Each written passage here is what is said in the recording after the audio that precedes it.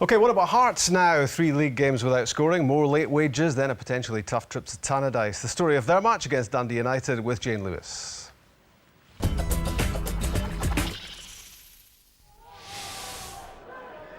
Hearts hadn't won in the SPL since the opening day of the season, and Radoslav Czerniak had to look lively early on after a nice swivel and shot from Scott Robinson. Despite a couple of pointers from the Dundee United manager, Hearts, who hadn't scored in their last 3 matches, went ahead. Ryan McGowan with all the hard work.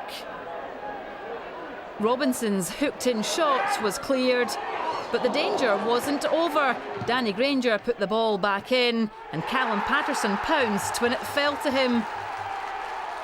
That was the 17-year-old's first goal for Hearts. Granger's ball found its way to him, and he kept it low to beat the Dundee United keeper. Now, what is it they say about Edinburgh buses? Well, the same might apply to Hearts goals, as another came quickly along. Arvidas Novikovas with the ball, but the Dundee United defence retreated. 2-0 to Hearts, with the Lithuanian getting his second of the season. Dundee United hadn't scored in their last 2 SPL games. In fact, their last league win was in the Dundee Derby last month. They created chances at home.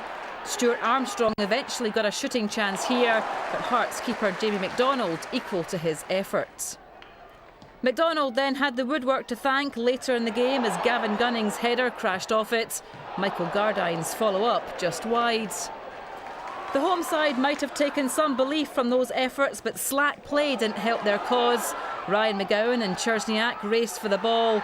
Patterson was there for the follow-up.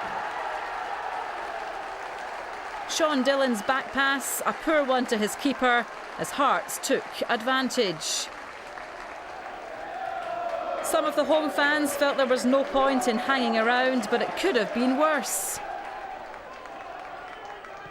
Andrew Driver's shot across the face of goal should have been tucked away by John Sutton, but 3-0 it finished, and Hearts celebrating only their second league win of the season. So what are we to make, Craig, of what's happening at Hearts? Yes, it's a strange world down at Tynecastle, but the players keep producing results. The wages aren't paid, then they are paid.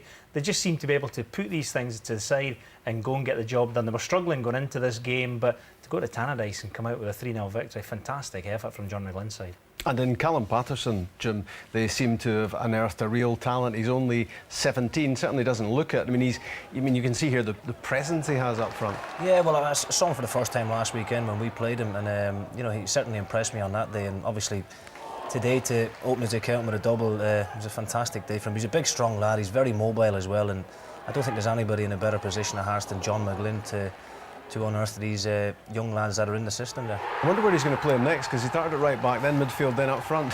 Everywhere bar goalkeeper so far, but it just shows you if you get the right kind of coaching as a kid, you can play football. You can stick him here, there and everywhere. If you have the skills, you can make it work. And what he is a good physical presence. You watch him going head to head with the 2 centre backs here.